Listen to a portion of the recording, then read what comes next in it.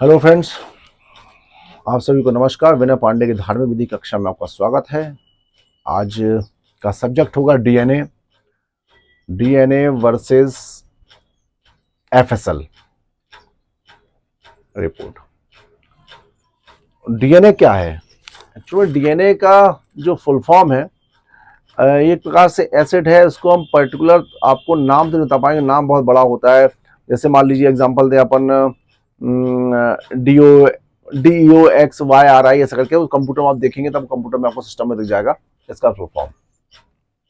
Generally in rape case या फिर ऐसे मर्डर केस में हम लोग डीएनए के माध्यम से जो है आरोपी तक पहुंचते हैं और कोर्ट भी जो है on the basis of DNA report जो है अपने बेस्ट जजमेंट को प्रोनाउंस करती है, और वही एफएसएल होता है। आप लेकिन चैनल को सब्सक्राइब भी करें, लाइक शेयर करें ताकि आपको नए नए वीडियो मिल पाए। तो जनरली हम बात करते हैं रेप केसेस में जो कुछ गड़बड़ियां भी होती है। लोग कभी कभी क्या होता है कि वास्तव में आरोपी जो है निर्दोष होता है लेकिन वो फंस जाता है। हम उसकी प्रक्रिया बताएंगे कि आपको ये कंटेंट्स कम से कम आपको लाना है अपने साक्ष्य में। जैसे मान लीजिए कि अपन बात करते हैं रेप केस पे, थोड़ा बाद में हम टच करेंगे मर्डर केस में। तो कहीं पर रेप हुआ। अब रेप होने के बाद क्या होता है, स्वाभाविक रूप से मान लो किसी होटल में रेप हुआ, एग्जांपल ले लो। तो उस होटल में पुलिस की जब सूचना प्राप्त होती है कहीं पर रेप हुआ तो पुलिस क्या करेगी, वहां पर जाएगी उस होटल में और वहां की चद्दर और कपड़े वगैरह जब्त करेंगे।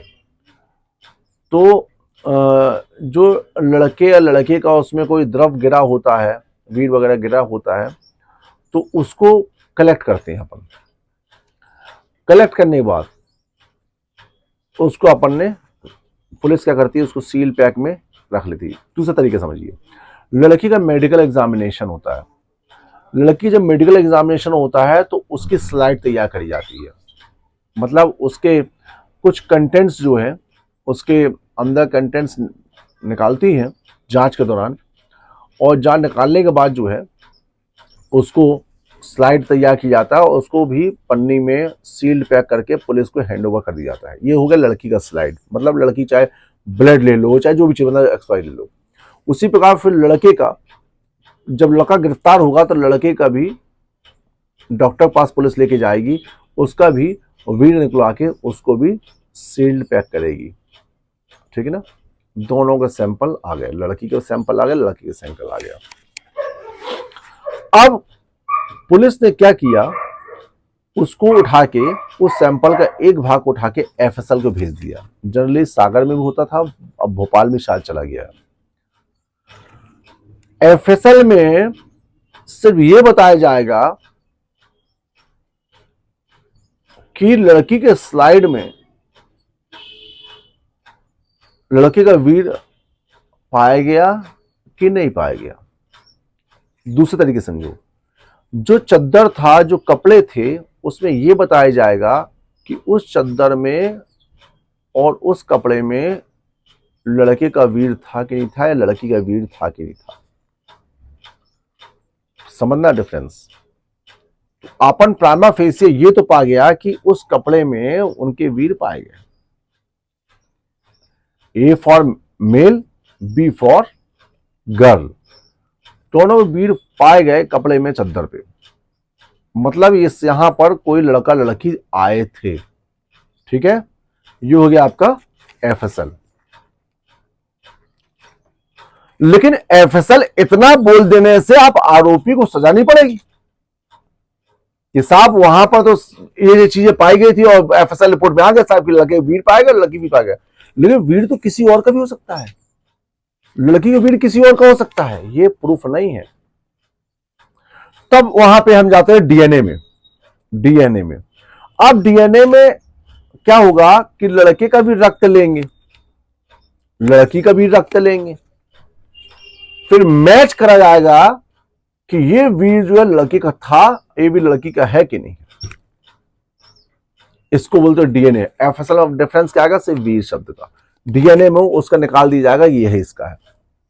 वहीं पर एक मर्डर हुआ, मर्डर होने के बाद वो लाश पड़ी है, या फिर मर्डर होने के बाद उस क्राइम सीन में, क्राइम सीन को बोलते हैं जहां पर घटना हुई है, बॉडी उठा के चलो चली भी गई हम बोल रहे हैं, या बॉडी को जला दिया गया मान लीजिए, तो कुछ भी उनके हड्डी या कहीं बाल मिल जाएगा तो बाल के 25-30 सैंपल उन लोग रखेंगे। सैंपल रखने के बाद जो है उसको भेज देंगे डीएनए के लिए कि ये किसका है। अब इस सैंपल को उसके मां के रक्त से, मां के रक्त लिया जाएगा, उस रक्त को भी भेजा जाएगा, फिर डीएनए बताएगा कि ये डीएनए एक व्यक्ति एक डीएनए है, ये डीएनए मैच कर गया। अब तीसरी घटना पे आओ, चैनल सब्सक्राइब लेकिन जरूर करना, आप शेयर जरूर करना। मतलब अब डीएनए आपको बता दिया गया मैच कर रहा है, वही प्रेग्नेंट लड़की ने, गर्भवती लड़की ने बच्चा पैदा कर दिया। बच्चा पैदा करने के बाद 1 साल बाद उसने रिपोर्ट लिखाई कि फलाना फलाना व्यक्ति इसका पिता है, इसने रेप किया तो उसका नाम कोई बच्चा हुआ, पिता तो है ना। और लड़का डिनाई करेगा, नहीं साहब ऐसा नहीं है। आप क्या होगा, 1 साल पहले कहीं पर रेप हुआ तो ना उसके वस्त्र मिलेंगे, ना चद्दर मिलेंगे, ना होटल में, कहीं कुछ नहीं मिलना, उसकी इंक्वायरी जाए कहीं कुछ नहीं मिलना, बात फैक्ट है। तो पुलिस क्या करेगी, पुलिस लड़के का रक्त या वीर जो भी हो, लड़की का रक्त और उस बच्चे का रक्त लाएगा, उन तीनों के रक्त जो भी उनके तत्व अंदर के, चाहे वीर के मान, अब उन तीनों का सैंपल भेजा जाएगा। भेजने के बाद उस सैंपल से लड़के को मैच करा जाएगा, तो बोले हाँ साहब लड़के का मैच तो कर गया, क्योंकि वीर से ही उत्पन्न हुआ वो। मां का मैच कर जाएगा तो आ जाएगा कि जो ए बी सी है, अब सी हो गया बच्चा मान लीजिए, तो सी जो है, सी का पिता ए कहलाया, इससे डीएनए मैच हो गया, मतलब लड़के ने बलात्कार किया। अब बचाव को क्वेश्चन देखो, जो गड़बड़ियां होती है, कई जजमेंट है मेरे पास, दिल्ली हाई कोर्ट के भी जजमेंट है और अन्य का जजमेंट है। उस जजमेंट में ये जजमेंट, ये जो मैं बता रहा हूं, ये डिफेंस वहां काम आएगा जब लड़के और लड़की का सेटलमेंट होता है। कभी कभी क्या होता है कि कट क्या कमी है यहां पे ये हो रही है कि जैसे मान लीजिए एक घटना बताता हूं, बहुत अच्छी घटना बताता हूं, हम उस परिवार का नाम तो नहीं बताएंगे, लेकिन आपको घटना बताता हूं। एक घटना में ऐसा हुआ कि एक 17 साल की लड़की थी, लड़की ब्राह्मण थी, संभवतः ब्राह्मण ठाकुर थी, और लड़का भी ब्राह्मण ठाकुर था, लड़की उम्र थी 22 साल। लड़का बॉम्बे में जो है जॉब करता था, लड़की जबलपुर शहर की थी। दोनों के अफेयर चलती थी, एक 17 साल की थी, एक 22 साल का था। लड़का 22 साल का, लड़की 17 साल कराई माइनर, 18 साल से कम व्यक्ति को माइनर बोलते हैं अपन। लड़की ने जैसा भी जो कुछ हुआ हो, वह ट्रेन में बैठती है और बंबई पहुंच जाती है। बंबई पहुंचकर वो फोन करती लड़की को, मैं तो बॉम्बे आ गई हूं। तब लड़का बताओ क्या करेगा, जिससे उसका अफेयर चल रहा है, तो क्या उसको छोड़ देगा, भगा देगा? क्या संभव नहीं है। उसने मानवता के नाते उसको स्टेशन में समझाया कि तुम लौट जाओ लौट जाओ लौट जाओ, लड़की लेकिन नहीं मानी, हम मर जाएंगे उसके। अब उसका दिमाग में ये आया कल को लड़की मर जाएगी तो और बुलाया जाएगी। उसने, मैं सत्य स्टोरी बता रहा हूं, उसने लड़की को ले जाकर एक किराए के मकान में ढवा दिया। भाई हम जहां रहते हॉस्टल, वहां लड़की लोग रहते वहां रहे, तो उसको किराए के मकान में ढवा दिया। तो वो किसी मकान में किराए से रहने लगी। अब क्या हुआ कि लड़की के माँ बाप ने मिसिंग रिपोर्ट लिखाई किसी थाने में, जबलपुर के मिसिंग रिपोर्ट लिखाई। तो उसमें 3, चूंकि नाबालिग थी, तो नाबालिग में ये पुलिस क्या करती, 363 ऑफ द आईपीसी, बिना गार्जियन की परमिशन को उसके कोई व्यक्ति उसको बहला फुसला के ले गया, मामला कायम होता है। पुलिस वेरिफिकेशन करती है, मोबाइल कॉल डिटेल वगैरह सब निकालती है। निकालने पर बॉम्बे से लड़की को बरामद करती है, लड़के को भी बरामद करके लाती है। लड़कियों को गिरफ्तार करके 376 और अन्य धाराओं से पॉस्को में उसको जेल भेज देती है।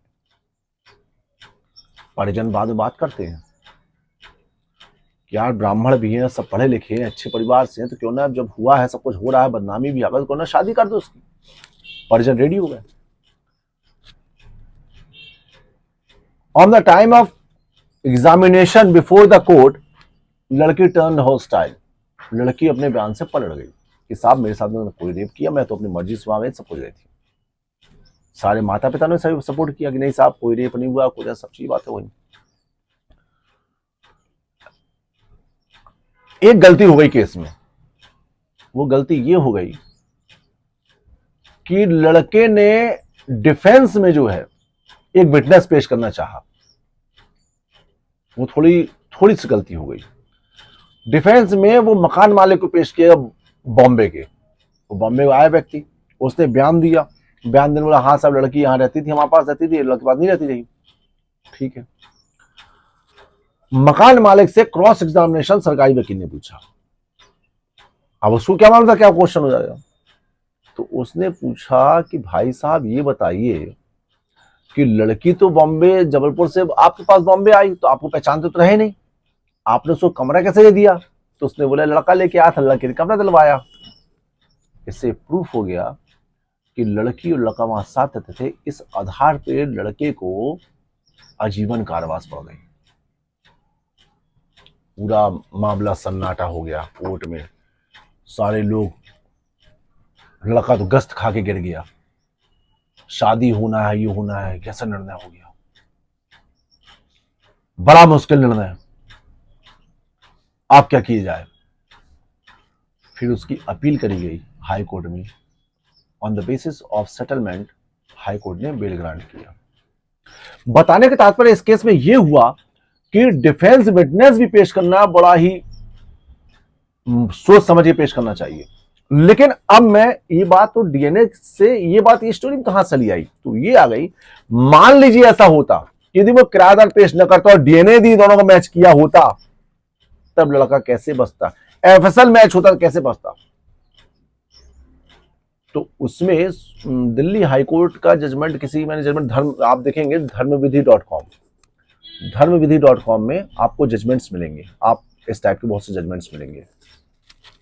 www.dharmviधि.com लिखा है।